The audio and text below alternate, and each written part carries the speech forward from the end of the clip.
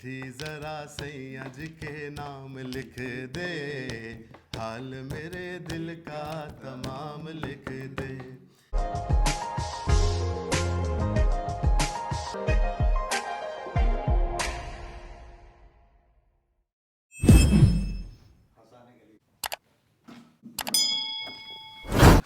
अस्सलाम वालेकुम, शराय दस्तूर से मैं हूं अब्दुल क़य्यूम सिद्दीकी और आप हैं AQS के साथ.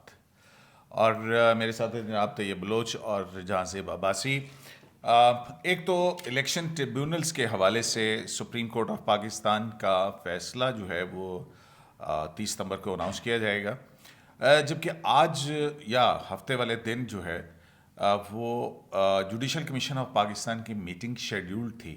और पिछली जो मीटिंग हुई थी उसमें जो जुडिशल कमीशन के क़वाइद व ज़वाबित थे उनको हतमी शक्ल दी गई थी और आज उस ड्राफ्ट के ऊपर मशावरत होना थी, लेकिन जुडिशल कमीशन ऑफ पाकिस्तान का इजलास नहीं हो सका है. जबकि दूसरी तरफ एक और ख़बर जो है वो ज़ेर गर्दिश है, और वो ख़बर ये है कि आपको पता है कि जस्टिस मंसूर अली शाह साहब ने ख़त लिखा जजेस कमेटी के हवाले से, फिर चीफ जस्टिस पाकिस्तान का ख़त आया और उसमें जस्टिस मुनीब अख्तर साहब के हवाले से और जजेस कमेटी के अंदर क्या कुछ होता रहा, क्या मामला थे, उस पर चीफ जस्टिस ऑफ पाकिस्तान का ख़त आया. कुछ लोग ये कह रहे हैं कि जनाब जस्टिस मंसूर अली शाह साहब ने ये कहा था कि फुल कोर्ट मीटिंग बुलाएं या फुल बेंच बनाएं इस तरमीमी ऑर्डिनेंस जो है जजेस कमेटी से मुतल्लिक उसकी आइनी हैसियत परखने के लिए, या फिर दूसरे जज जो हैं जस्टिस सीनियर मोस्ट जज जस्टिस याह्या अफरीदी उनको कमेटी में शामिल करें. तो अब उसमें से एक चीज़ तो पूरी कर दी, शिरकत की जो 3 शराइत थी मंसूर अली शाह साहब की, जस्टिस याह्या अफरीदी के सामने जो कुछ हुआ वो भी रिपोर्ट हो चुका है, तो ये शर्त तो पूरी हो गई इन 3 में से. तो अब क्या जस्टिस मंसूर अली शाह जो जजेस कमेटी का अगला इजलास है उसमें शामिल होंगे या नहीं होंगे, और क्या जस्टिस मुनीब अख्तर जो हैं खामोश रह जाएंगे इस सारी सूरत हाल के बाद, तो ये देखने वाली बात है. और इसी वाले से ख़बरें गर्दिश हैं कि 30 सितंबर को जो 63A का मुकदमा है उसमें बहुत सारे सरप्राइजेज़ मिलेंगे, और कुछ तो ये कह रहे हैं कि बिल्कुल ऐसे जैसे जब 9 फ़ौजी अदालतों का मुकदमा था और जो बेंच बना था, पहली मरतबा किसी लार्जर बेंच में शामिल किया था जस्टिस काजी फ़ाइज़ सको उमर ताबत निहाल साहब ने, तो वहाँ पर उन्होंने एक नोट भी लिखा था और कहा था कि हमारे 2 फाजिल जज साहबान जो है वो कुछ कहना चाहते हैं, और फिर वो नोट भी हुआ, उस पर बहुत सारी चीज़ें थी, शिकायत थी या जो भी था. उसके बाद काजी फ़ाइज़ साहब और तारिक मसूद जस्टिस तारिक मसूद वो बेंच से उठ गए थे. तो उसी तरह की क्या सूरत हाल होने जा रही है अपना जहांज़ेब अब्बासी साहब? हो सकती है, क्योंकि एक एतराज़ तो बहरहाल जस्टिस मुनीब अख्तर साहब का उस कमेटी के हवाले से है, और उसका इज़हार जस्टिस मंसूर अली शाह साहब ने अपने ख़त के ज़रिए किया है. वो अपना डाइसेंट व्यू ओपन कोर्ट में भी दे सकते हैं, और ये भी मुमकिन है कि वो ख़त के ज़रिए कोर्ट आए और बताए जी कि ये व्यू है जस्टिस मुनीब साहब का, तो इस वजह से वो नहीं आए. तो इसके ऊपर फिर 2 सूरतें हो सकती हैं. एक सूरत तो ये हो सकती है कि जो बाकी मानदा 4 जजेस हैं वही इस केस को कंटिन्यू करें. दूसरा फिर ये हो सकता है कि दोबारा कमेटी इजलास बुलाया जाए, justice Aminuddin Khan chief justice of Pakistan और जस्टिस मंसूर अली शाह. तो मंसूर अली शाह साहब तो हो सकता है फिर ना आएँ, लेकिन लॉ में तो है कि अक्सरियती फ़ैसला होगा. तो फिर उसके बाद दोबारा से कोई एक मेंबर बेंच में शामिल करके 30 सितंबर को ही इस केस के ऊपर समाअत उसी दिन ही हो सकती है. लेकिन ये मामला है बहरहाल बहुत अहम, और 63A के हवाले से रिव्यू आप जानते हैं कि 2 साल हो गए हैं ये पेंडिंग है, और इसके ऊपर इसको सियासत से हटकर भी अगर हम देखें तो वकला बरादरी का भी ये पुरज़ोर मुतालबा रहा है कि इस रिव्यू को समाअत के लिए मुकर्रर किया जाए. हाल ही में आल पाकिस्तान वकला नुमाइंदा इजलास में भी जो एक एलामिया जारी किया गया था उसमें भी इस बात की डिमांड की गई थी कि आर्टिकल 63A जो है इसका रिव्यू फौरी तौर के ऊपर समाअत के लिए मुकर्रर किया जाए.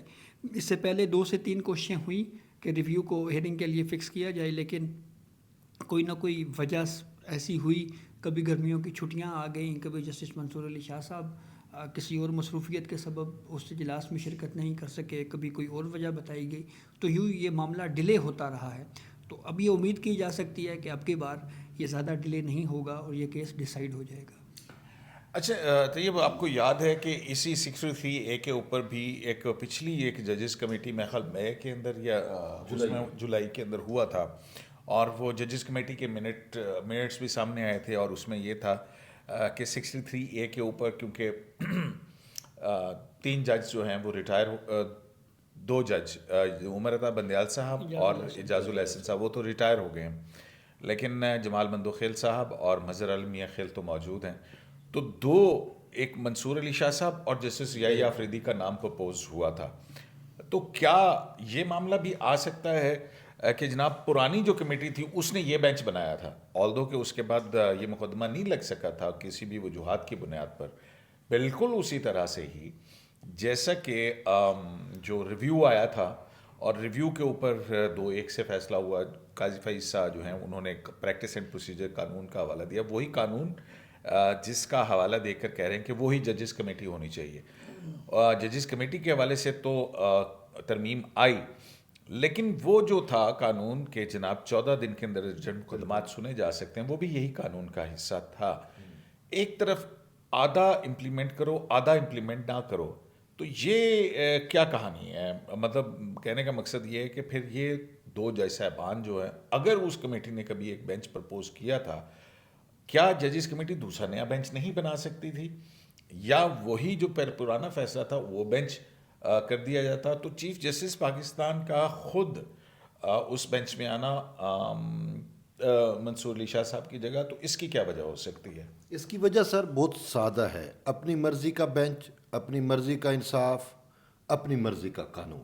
صحیح منصور علی شاہ تو یہی چاہ رہی ہیں، سمپل سی بات ہے. اور بڑا واضح ہے کہ جب ایک سائڈ پہ کہ وہی قانون اسی کا سہارا لے رہے ہیں، جب آرڈیننس آ گیا تو سہارا لے رہے ہیں کہ نہیں جی وہ supreme court practice and procedure act جو بیسک تھا اس کی روح سے 3 رکنی کمیٹی تھی، تو وہ آپ نے اس میں آپ کو چھیڑ چھاڑ نہیں کرنی چاہیے تھی، یا ایک اور جج کا اضافہ نہیں کرنا چاہیے تھا. اس پہ اعتراض کر دیا، ٹھیک ہے. وجہ کیا تھی کہ منیب صاحب کو آپ نے کیوں نکالا، ٹھیک ہے. اب دوسری سائڈ پہ وہی قانون آپ نے بجا فرمایا کہ وہی قانون کہتا ہے کہ آپ نے 14 روز کے اندر جب کوئی میٹر ارجنٹ میٹر آئے اور ریویو کا میٹر ہو تو آپ نے 14 روز میں فکس کرنا ہے. اس پہ تو صحیح منصور علی شاہ کو بھی اور منیب اختر کو بھی چھٹیاں یاد آ گئی. اب قانون کہتا ہے کہ آپ نے معاملہ جو ہے فکس کرنا ہے، اور رولز کہتے ہیں کہ چلو آپ چھٹیاں کر لیں.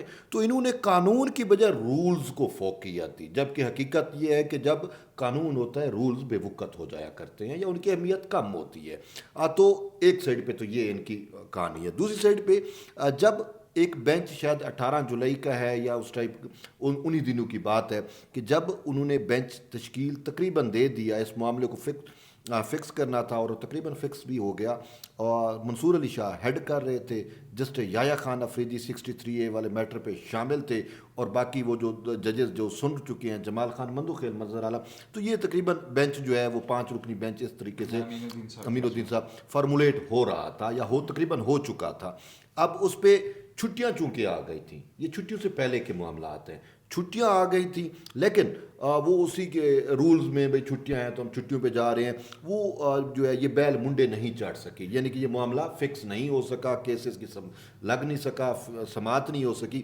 پھر اس کے بعد کچھ ایسا تو ہوا کہ منصور اور منیب صاحب کا آپس میں ایک ایسا بندھن بن گیا کہ آج وہ بندھن جو ہے وہ آئین قانون سب سے بالا تر ہمیں نظر آ رہا ہے کہ قانون کیا کہہ رہا ہے، حلف کیا کہہ رہا ہے، باقی چیزیں کیا کہہ رہی ہیں، لیکن وہ کہتے ہیں نہیں کہ جیسے آپ نے کہ مجھے میرا منیب دو، میں اس کو بھی نہیں مان رہا کہ آرڈیننس کو بھی نہیں مان رہا، وہ قانون ہے، ٹھیک ہے. اب چیف جسٹس نے کہا بھی صحیح کہ آپ مجھ سے پوچھ بھی نہیں سکتے، لیکن انہوں نے کہا وجوہات دیں. اب اصل دیکھیں چیف جسٹس نے تو وجوہات دیں اور بالکل انہوں نے کہا بھی صحیح اب میں وجوہات دے رہا ہوں، اور صحیح منصور علی شاہ کے ہی لیٹر کے رسپانس میں یہ وجوہات دے رہا ہوں، اور کیونکہ انہوں نے لیٹر بھی لکھ دیا، مجھ سے انہوں نے کنسلٹ نہیں کیا اور تمام ججز کو بھی لیٹر دے دیا. اب میں وجوہات تو دے رہا ہوں دے دیا، اور یہ ہے کہ شاید کوئی ناراض بھی ہو جائے، لیکن میں مجبور ہوں کہ اب انہوں نے مجھ سے وجوہات پوچھی ہیں. لیکن یہ وجوہات تو کمیٹی میں تھیں.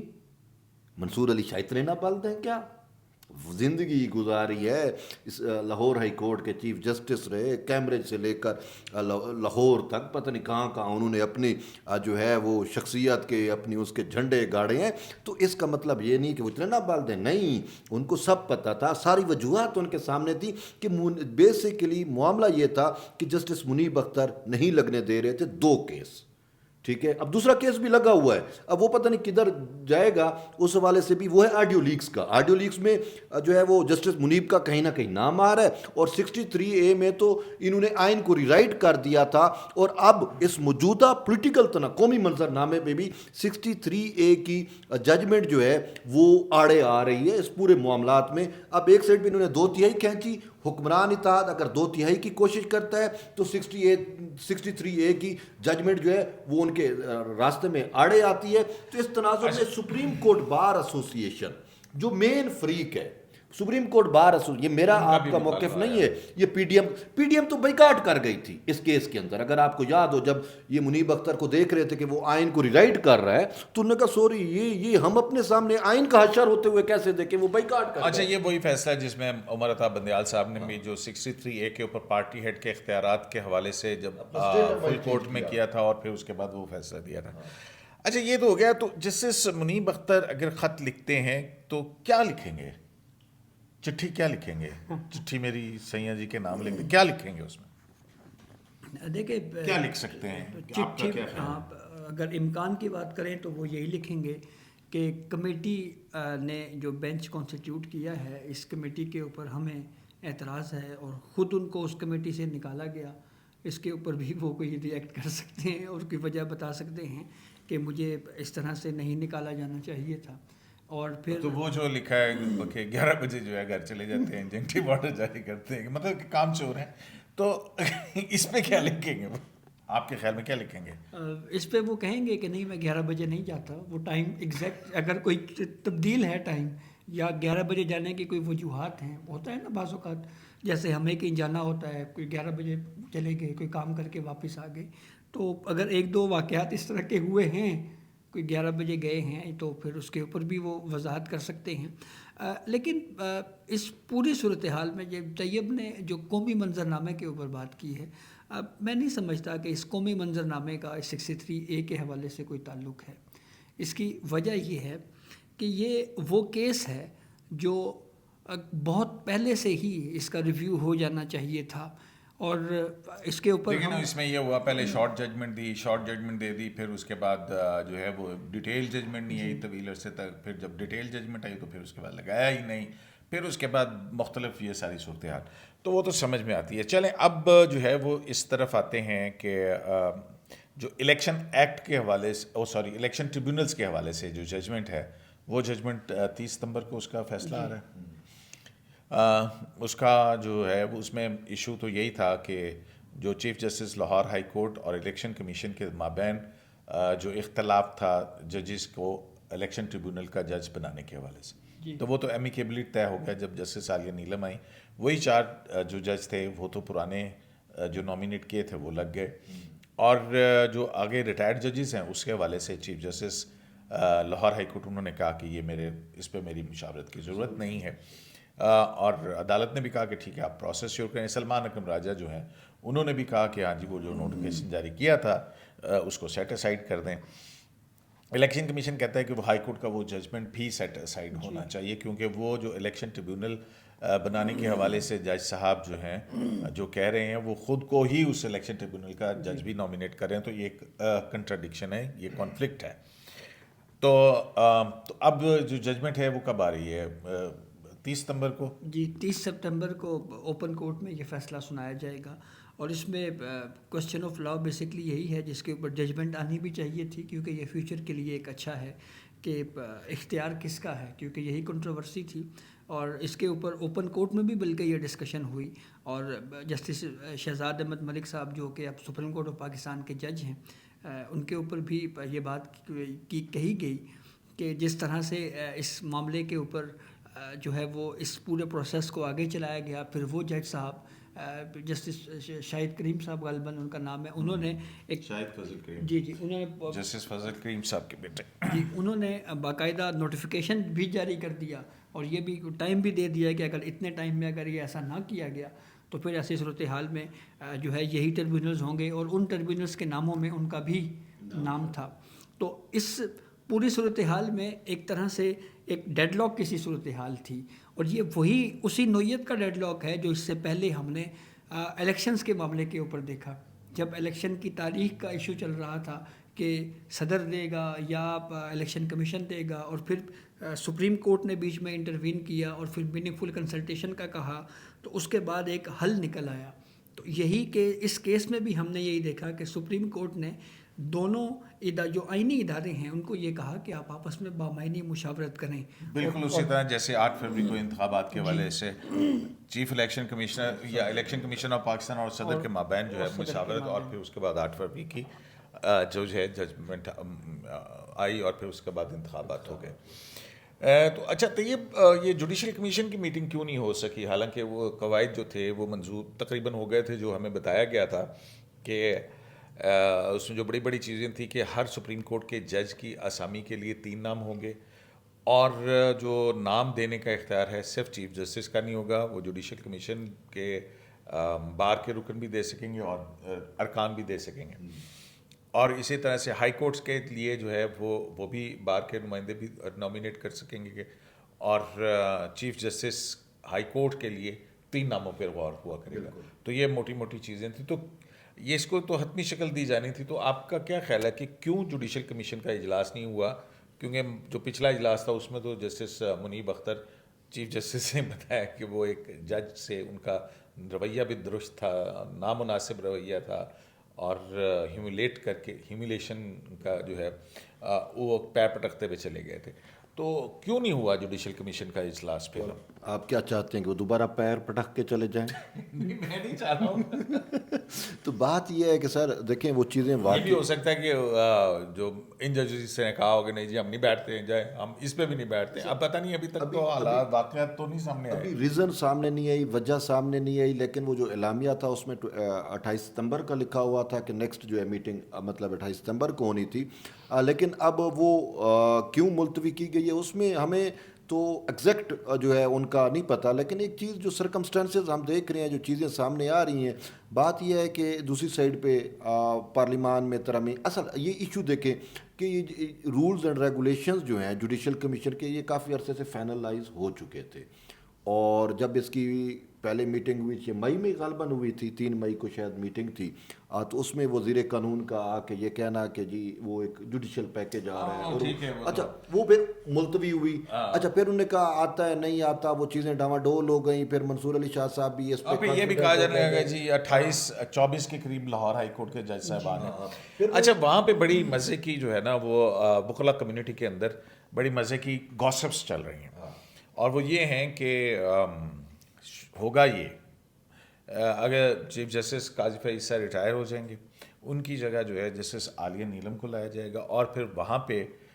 ایک جج صاحب ہیں جو کسی زمانے میں جسٹس منصور علی شاہ صاحب کے لیے بھی بہت سارے مقدمات لائحق کرتے تھے.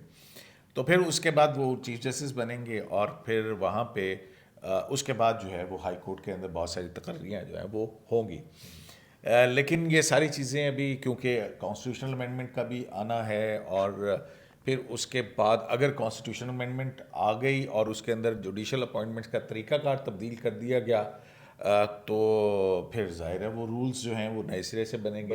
جیسے کہ سنا یہ جا رہا ہے کہ وہ اس میں پارلیمنٹری کمیٹی اور جوڈیشل کمیشن کے ارکان اور حکومت اور وکلا نمائندے وہ سب اکٹھے ایک ہی پلیٹ فارم کے اوپر ہو جائے گا. تو شاید اس وجہ سے بھی ایک دفعہ پھر مؤخر کر دیا گیا ہو. تو اپنا یار ایک سوال پیدا ہو رہا ہے. سوال یہ ہے کہ یہ تو چلو جوڈیشل کمیشن کے تحت جب ججز کی اپوائنٹمنٹ آنا شروع ہوئی، سارا کچھ ہوا، ایک چیز بڑی ہم نے دیکھی ہے کہ جب انتظامیہ کے پاس معاملات ہوتے تھے تو اتنی ویکنسیاں خالی نہیں ہوتی تھی، فوراً فل ہو جاتی تھی. اس کے بعد ہم دیکھتے ہیں کہ جب جوڈیشل کمیشن کے پاس اختیارات آئے تو شاید وہ ویکنسیاں اب لاہور ہائی کورٹ میں 24، سندھ ہائی کورٹ میں 11، اب سے نہیں ہے، کافی عرصے سے ہیں، ٹھیک ہے نا. تو اسی طریقے سے KPK میں بھی تھیں اور ہیں، اس میں تو ابھی ججز کی تعداد بڑھائی گئی ہے 17 ججز. تو یہ کیوں مطلب ہے جوڈیشل کمیشن اتنا کیوں لے تو لال سے کام لیتا؟ کہ کوئی کیلکولیشن ہوتی تھی کہ اس کا بھانجا بھتیجا اس کا فلاں فلاں جو ہے وہ اس قابل ہو جائے تو اس کو پھر جج لگائیں، یہ کریں وہ کریں، یہ کیونکہ چیزیں تو کیلکولیٹڈ چلتی ہیں کہ جیسے آپ بتا رہے ہیں کہ عالیہ نیلم ادھر آ جائے گی، فلاں ادھر ہو جائے گا، یہ ہو جائے گا، اور پوری ایک چیزیں کیلکولیٹ کر کے فارمولیٹ کر کے چلتے ہیں. اب سپریم کورٹ میں دیکھیں کہ ایک ہی چیمبر کے 3 جج بیٹھے ہوئے ہیں، تو بہت ساری چیزیں. اچھا ایک ہی ججز کا ایلیٹ کلب بن من اللہ افریدین شاہ جو لا فرم تھی. اچھا اس کی طرف آپ کا. جب پارلیمانی کمیٹی کو انہوں نے غیر مؤثر کیا تو پھر پارلیمان سے بھی آواز آنا شروع ہو گئی کہ جی یہ جو ہے وہ ججز کا ایلیٹ کلب بن گیا ہے، اور جو ججز اپوائنٹمنٹ یہ پھر وکلا کا سب سے بڑا پاکستان بار کونسل ان کا. تو یہ اب تناظر میں اگر دیکھیں تو ایک سائڈ پہ یہ کمیشن ہے، دوسری سائڈ پہ اب پارلیمان مجبور ہو رہی ہے. وہ نہیں کیا تمہیں انہوں چیزیں دے دی کہ آپ درست کر لو، انہوں نے تو نہیں کیا، اب پارلیمان مجبور ہو رہی ہے. ہاں ٹھیک ہو گیا. آپ کو یاد ہے جب یہ نیب ترامیم کا کیس تھا، اس بینچ میں جسٹس اطہر من اللہ بھی تھے اور عمران خان صاحب جو ہیں وہ بذریعہ ویڈیو لنک تھے، تو اطہر من اللہ صاحب نے کیا کہا تھا کہ وہ خان صاحب آپ نے میرا فلاں نوٹ پڑھا ہے؟ نہیں، انہوں نے کہا تھا کہ وہ میں نے ایک نوٹ بھی لکھا ہے، تو پتہ نہیں آپ نے پڑھا ہے یا نہیں پڑھا. اس طرح کی کوئی آبزرویشن انہوں نے وہ سماعت کے دوران دی تھی. تو بلکہ وہ تو ایک اور کیس میں چیف جسٹس قاضی فائز عیسیٰ صاحب نے جب بار بار بات ہو رہی تھی کہ جی سب سے امپورٹنٹ ایشو جو ہے وہ اس وقت جنرل الیکشن کا ہے، جب آبزرویشن ہے بار بار، تو قاضی فائز عیسیٰ صاحب نے پھر یہ کہا کہ یہ بھی المیہ ہے کہ یہاں پہ جب جمہوریت ہوتی ہے تو سارے چھریاں نکال لیتے ہیں، تو پھر جب امریت ہوتی ہے تو کوئی وزیر بن جاتا ہے اور کوئی اٹارنی جنرل بن جاتا ہے. تو یہ آبزرویشن بھی تھا. بالکل ٹھیک ہے. تو یہ جو چٹھیوں کا کھیل چل رہا ہے، ظاہر ہے کہ یہ ایک بڑا سنجیدہ معاملہ ہے کہ چیف جسٹس منصور علی شاہ صاحب کا خط، پھر اس کے بعد چیف جسٹس کا خط، اور اب جو ہے وہ جسٹس منیب اختر کے شاید خط کا انتظار ہے، اور کہا جا رہا ہے کہ ایسی کوئی چٹھی آ سکتی ہے. تو یہ چٹھیوں کے حوالے سے جو ہے وہ پاکستان کے میوزک میں بھی بڑے اچھے اچھے گانے ہیں. تو اسی مناسبت سے آج نادر عباس سے پوچھتے ہیں، ان کا آفیشیل پیج انسٹاگرام پہ نادر عباس میوزک، تو وہ بھی سبسکرائب کیجئے. اور نادر صاحب بغیر کسی اس چیز کے ذرا چٹھی ذرا وہ سنا دیجئے میڈم کا گانا. بالکل جی. چٹھی ذرا سیاں جی کے نام لکھ دے، حال میرے دل کا تمام لکھ دے. چٹھی ذرا سیاں جی کے نام لکھ دے، حال میرے دل کا تمام لکھ دے. مجھ کو ستایا تو نے سب سے کہوں گی، مجھ کو ستایا تو نے سب سے کہوں گی. ایک دن گن گن بدلے میں لوں گی، بدلے میں لوں گی. نام تیرا ہوگا بدنام لکھ دے، نام تیرا ہوگا بدنام لکھ دے. چٹھی ذرا سیاں جی کے نام لکھ دے، حال میرے دل کا تمام لکھ دے. شرائط دستور سے عبدالقیوم صدیقی کو ایک سلائڈ سے اجازت دیجیے. اللہ نے